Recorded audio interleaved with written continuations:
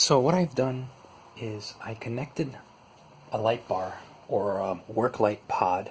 This is 12 to 24 volts and it is 18 watts and it's 246 LEDs. So 3 watts each, right? 3, 6, 9. 9 is 18, yes.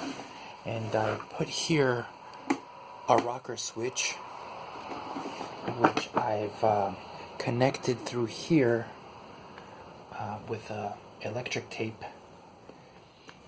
and spade connectors.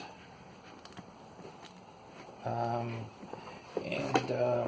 think the glare, it reduces the glare. It's so bright still. It reduces the glare a little bit.